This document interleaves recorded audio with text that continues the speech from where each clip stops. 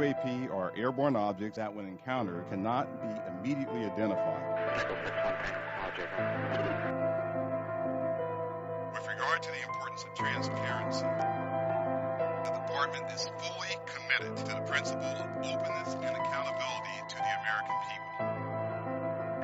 We're going against the wind. The wind's 120 knots from the west. Oh my gosh, dude. U.S. Navy personnel recorded what appears to be triangles, some flashing. The video was taken through night vision goggles with a single lens reflex camera.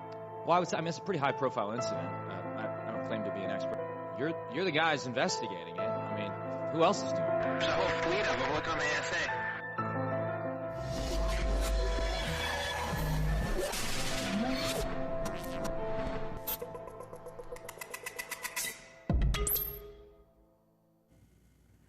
Good evening, ladies and gentlemen, and welcome to UFO We Want to Know. Thank you for joining us on this Saturday night. Before I begin the show, as I always do, this is dedicated to those who've been ridiculed, dragged through the mud, and made fun of through the media for the last 75 plus years. I hope I bring solace to those people who have been wronged. If you remember last week, I showed you 8 videos of UFOs flying in and around the sun.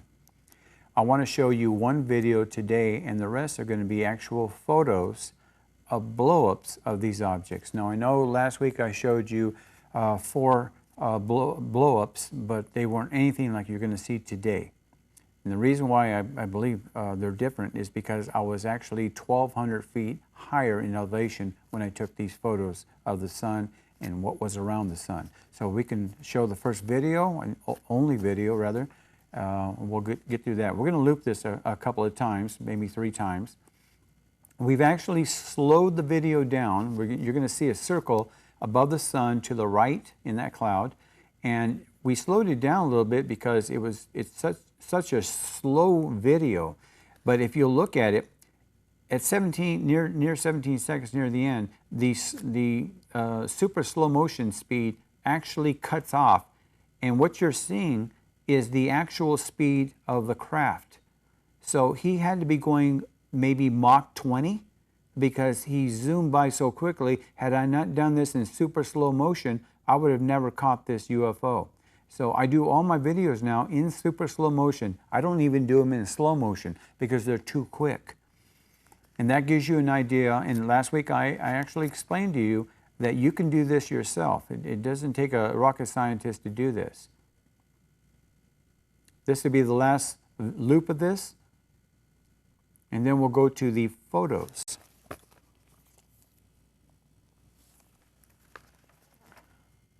Look at the speed of that. So now we're going to go to the photos, and the first one you see here is one of the most interesting ones I've ever taken. And we're going to concentrate on the top one first. So we're going to zero in on that. Ladies and gentlemen, this looks like a satellite, but we cannot take pictures of satellites with a phone camera in our atmosphere. I believe it's an impossibility. Scientists out there, what do you think? And don't tell me it's a paper bag flying in the wind, because it's not. This craft was only in 1 of 5 photos. When I took them in quick succession, within 5 photos within 1.5 seconds.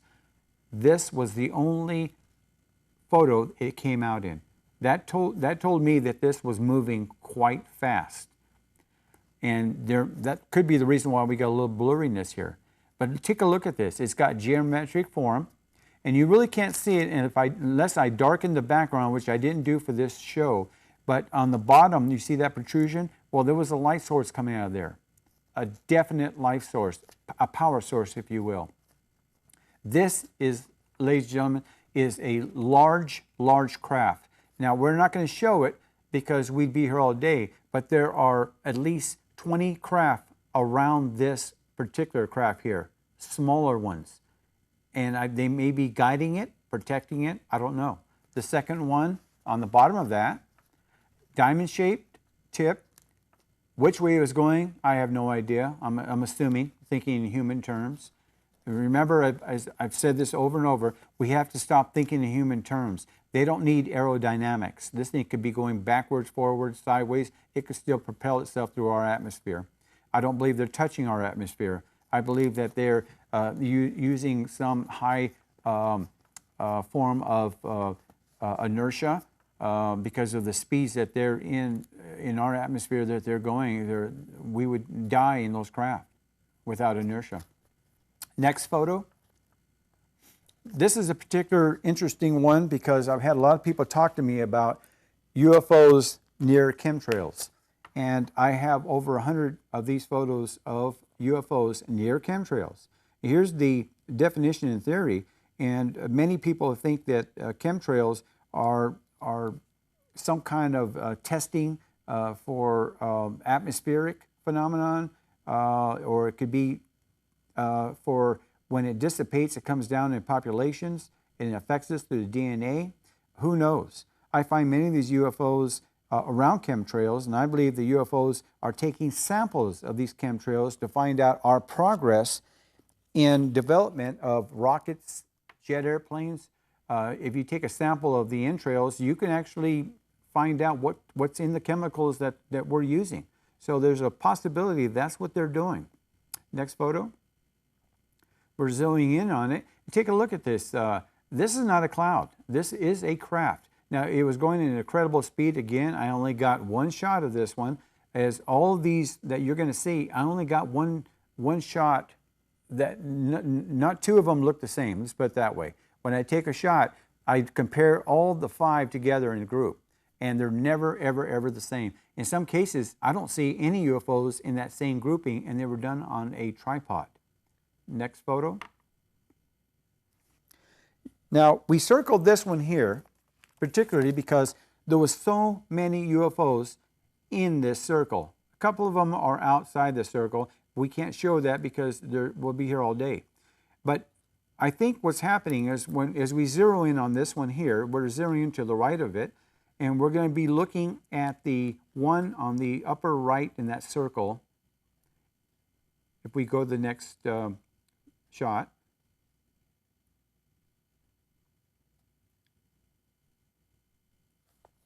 Here we got 4 circles. Okay, we went back to it. The reason why is because these UFOs seem to have a mission. And what that mission is, of course, we don't know. We're never going to find out. But they seem to have formations around particular craft that seem to be darker, seem to have more shape to it. The other ones might be distance away, and that could be the reason. Next photo. We see 4 here. And I want to concentrate, as you can see, on the chemtrail. We have 2 that are close to the chemtrail and 2 on the near the sun, above the sun to the side. But again, we have these craft in and around our chemtrails for some reason. And they seem to, linger around, if you will, because even though I've taken 5 in a group, I seem to catch a lot of them around it. We go to the next shot. Okay, take a look at this UFO. It's diamond shaped. Now this particular one here, I actually got it twice in the grouping of 5, but it wasn't in that same area. It was actually higher than the first shot. Next photo.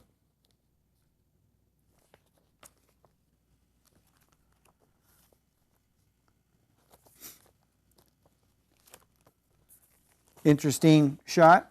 We only have one, and on the photo you're going to see many UFOs, but we concentrated on just one, as I said before. I want to focus on this one. Next shot.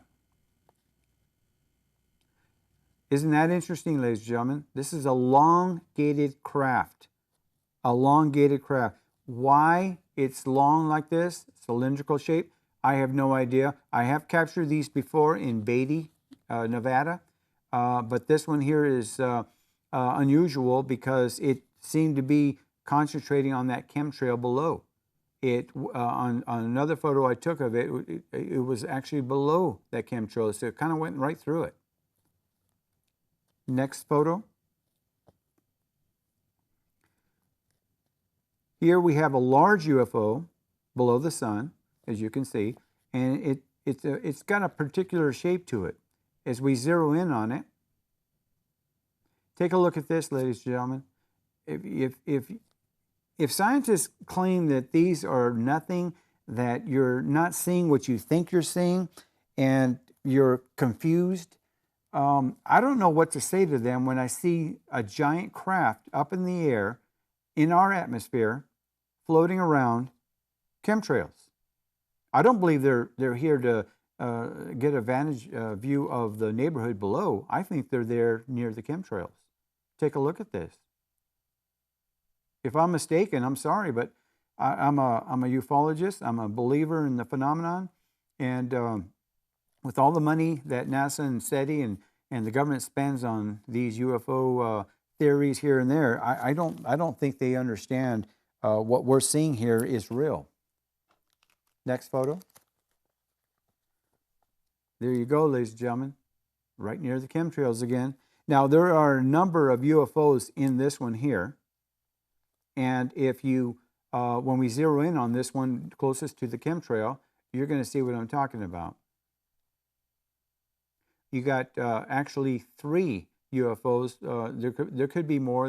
There's some that are kind of far away. But these 2 particular ones that are closest to us and closest to the chemtrails, they lingered around. Now, I only got 1 shot. The next shot of this one here, I don't have it, is on the other side of the chemtrail, and I'm not sure if they went through it or not.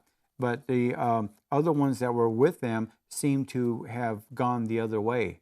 So whether or not they're on a mission to take samples of our chemtrail, that's my belief. Someday maybe we'll find out. These objects are clearly here. They're flying around at fantastic speeds, and we can only do what we can do when we see them. Next photo.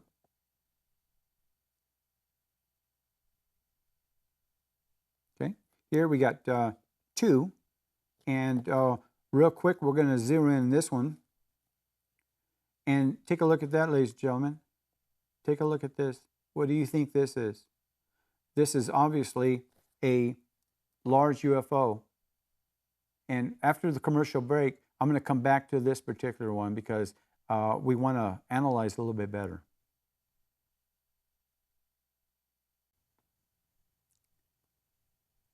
We're back. And as I said before the break, I want to go back to that last image. It's very important for us to take a good look at this image here.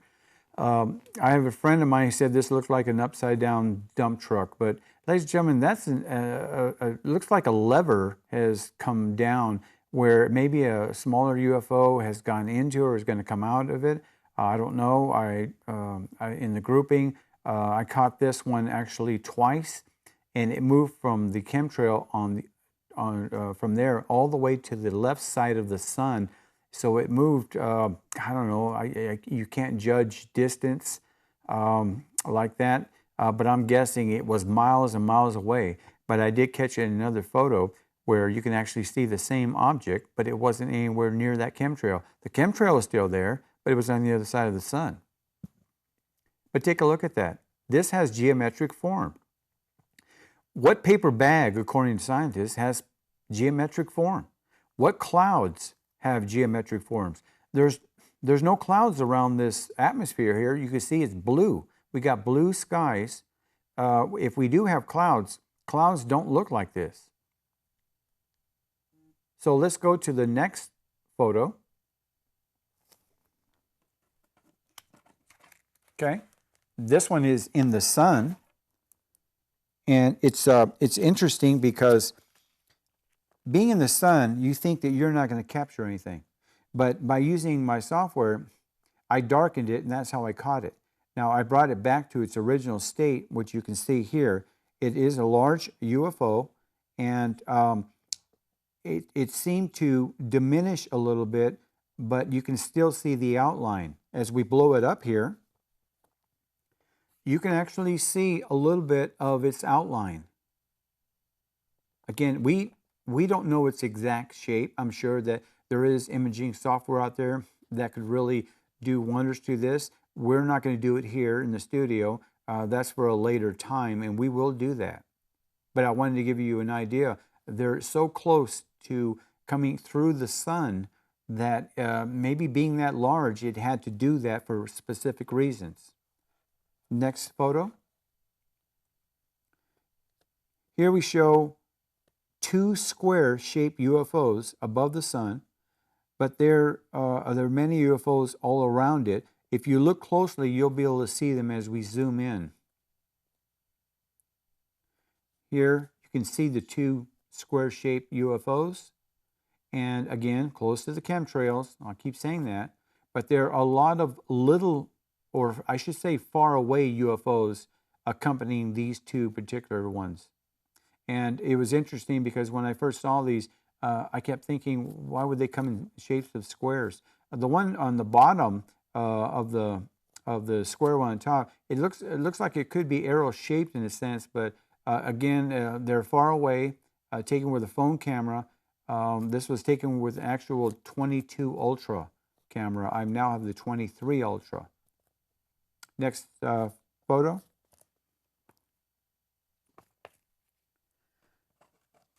Here we have two large UFOs left of the sun.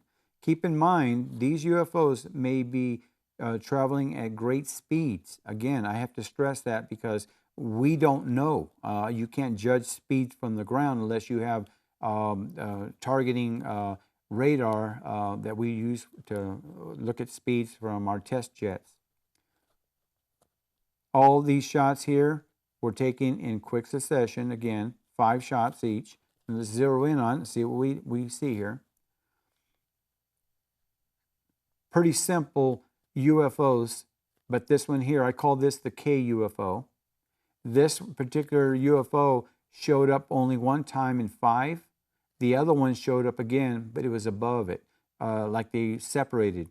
But they came in, and these UFOs, like I said, were not around very long.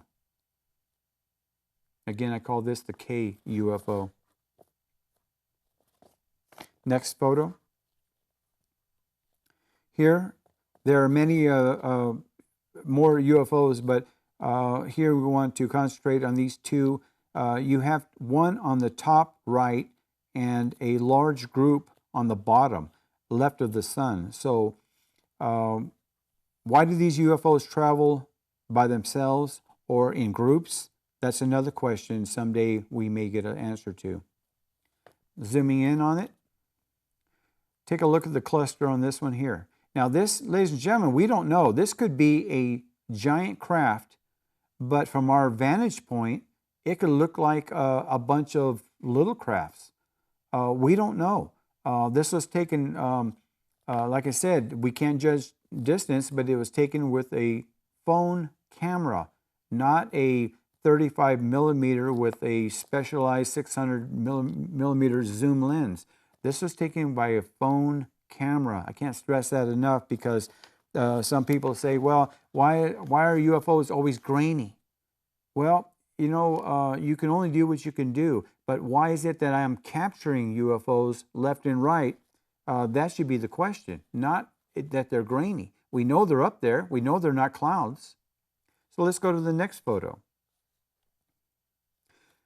While taking these photos, some of the UFOs were appearing and disappearing. They were appearing and disappearing. I want you to stress that because when I was looking up, I don't see these things. But in the camera's eye, when you focus in the background, make it darker, some of these disappear on you. Some appear.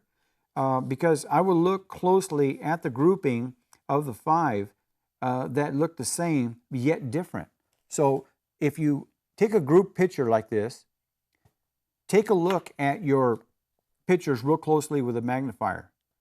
If you can't zoom in with your equipment that you have, you'll find that some of these images that look the same, they're not. You'll be missing a UFO here, a UFO there. It seems like they come and go at will. Could that be cloaking? That's a great possibility. Now, I kind of say, I'm not going to say the best for last here, ladies and gentlemen, but what I want to do is I want to give you an idea. Let's zoom in on this one first. Take a look at that, ladies and gentlemen. What does that look like to you? Now, somebody told me this looks like a flying pig heading towards Earth. You got 4 legs there, and you can see a little bit of the head in the bottom left. whatever you want to call them. I don't put these incredible vehicles down like that. I'm just telling you what people think when they see these. If they're not into the phenomenon, I am in the phenomenon, so I don't usually say things like that. Next photo. This one here, ladies and gentlemen, you really have to get your mind around it, because that's how many UFOs were around this particular photo. Now you're going to notice that before we go into the zoom, you're going to notice there's a lot of triangles on this one. And the triangles, we did this on purpose because the circles show just UFOs by themselves. The triangles indicate of 3 vehicles in each triangle. Some of them were in fighter formation. In past years, we've had astronauts who were once Air Force pilots said that they would see in Germany formations that we did in our own Air Force, fighter formation, whether it be arrowhead shape or diamond shape, they would see these formations. Well, here we're seeing the same thing. So let's go to the next shot around that circle, and we're concentrating on the 3 top triangles. As you can see, you have 3 UFOs in each of the triangles, which is very interesting because we're not the only ones who are in the skies of America or the world. We ourselves claim that this is our airspace. Let's make this clear. This is not our airspace. This has never been our airspace. This, ladies and gentlemen, was their airspace long before we left the ground. I can guarantee you that. And it's interesting that people continuously say, well, they're violating our airspace. Well, how about we're violating their airspace? We don't like that, do we? But that's the truth, because these craft fly in fantastic speeds, in formations that we copied, I believe. I believe we copied those formations. They didn't copy us. They've been here. They're going to be here. And if we keep going the way we are in this world, they're going to be here a lot longer than we are here. So with that, that ends the video and the photo session. And I don't want to get on to NASA bashing or government bashing. People say that we need to move on with that. I talked to friends in Alaska, and they felt that speaking with UFOs and the UFO phenomenon is the most important thing that I can do for the taxpayers.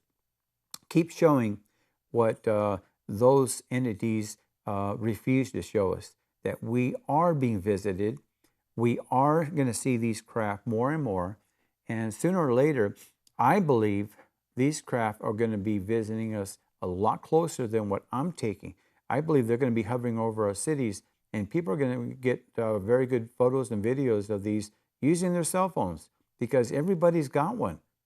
And more people should be out there with cell phones, with cameras, with video cameras, and taking photos of the sky. Remember, ladies and gentlemen, they're all over the sky at any given time. When you're walking down, maybe you're going to dinner with somebody, you're walking down the sidewalk, they're above you.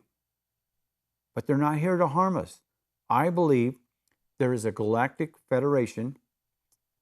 I believe that galactic federation is looking out for our welfare.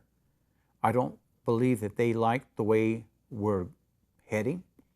We have nuclear threats around the world today. We've had that before, but sometimes when you get the crazy people involved and have control over those weapons, it's a scary time. The only thing I'll say about NASA on this show is that they made a statement, and they said this was the hottest summer on record.